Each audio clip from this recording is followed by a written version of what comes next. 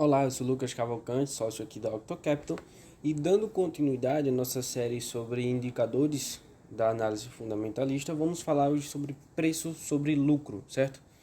Preço sobre lucro é um indicador interessantíssimo, é um indicador de valuation, e ele vai nos informar em quantos anos o investidor teria todo o seu investimento retornado, certo?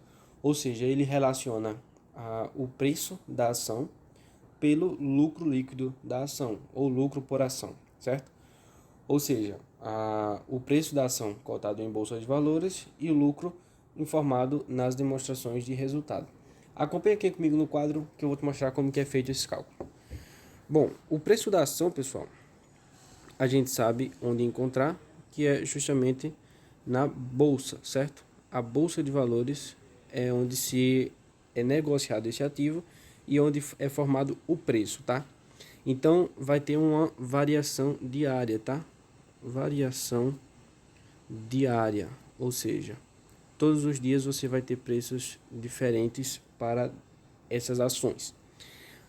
Já o lucro líquido por ação, ele é exatamente a quantidade de lucro líquido que a empresa oferiu em sua atividade, né, durante determinado período, dividido pela quantidade de ações, certo? Emitidas. Ou seja, se a empresa oferiu 1 milhão de lucro líquido e possui 1 milhão de ações, então o lucro líquido por ação é de 1, certo? O que acontece? A variação desse resultado aqui já não é diária, porque a empresa não faz uma demonstração de resultado todos os dias, pelo menos não divulga. Então ela é trimestral, ou seja, ela varia a cada trimestre, tá? Vou colocar aqui trimestralmente.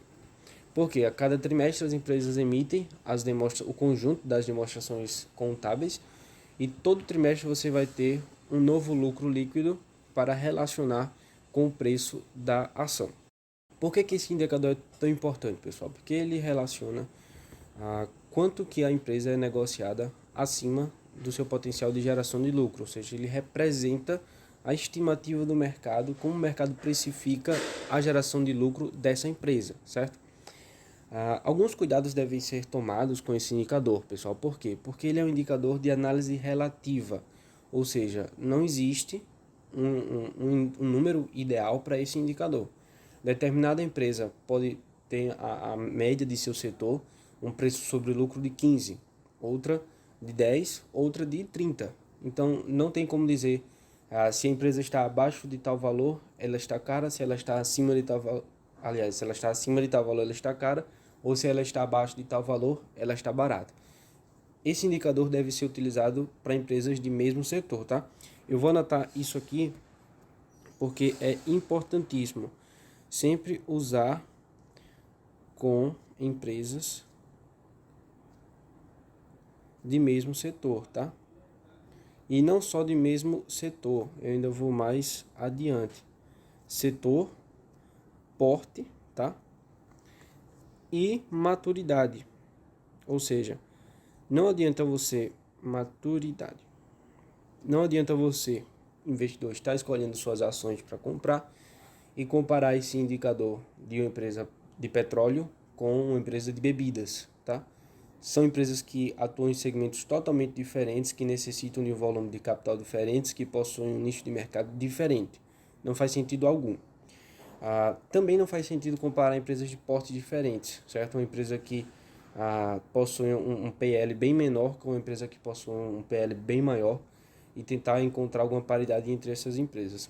Da mesma forma, maturidade. Uma empresa que está começando suas operações, ela não vai ter um mesmo nível de indicador de uma empresa que já está distribuindo mais lucros, que já está reinvestindo menos, que já está no nível de maturidade bem maior.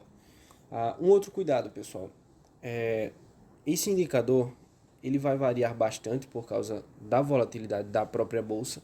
Então, por exemplo, momentos de estresse na bolsa, como a gente viveu agora em março para abril, que a bolsa despencou, várias empresas, excelentes empresas, tiveram esse indicador reduzido para muito menos. Ou seja, teoricamente, comprar ações naquele momento faria o investidor ter um retorno em menos anos do que num período normal, se ele tivesse comprado no ano passado as ações ou comprado a ação na bolsa como está hoje, em 100 mil pontos.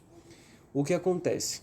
O cuidado que temos que ter é que esse indicador ele é interessante quando ele está reduzindo, óbvio.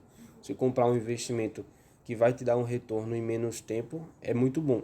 Contudo, essa redução de preço, ela não deve vir acompanhada de uma perda de fundamento. Então, se a empresa está reduzindo o seu preço porque está perdendo fundamento, então não significa que porque ela está caindo o indicador preço sobre lucro é hora de comprar, certo? É necessário observar o conjunto das demonstrações contábeis e vários outros indicadores, não muitos, mas alguns outros indicadores que confirmem que a empresa ainda assim mantém seus fundamentos, que vale a pena você comprar aquela empresa. Por exemplo, se você tem uma empresa que está deteriorando suas margens de eficiência, margem bruta, margem líquida, margem EBITDA, que não está conseguindo aumentar suas receitas, que está se endividando mais, perdendo liquidez corrente, então não faz sentido achar que esse indicador caindo é uma oportunidade de compra. Toda essa análise deve ser feita de uma visão sistêmica, tá? E outra coisa, outro cuidado que você tem que ter é que apenas para empresas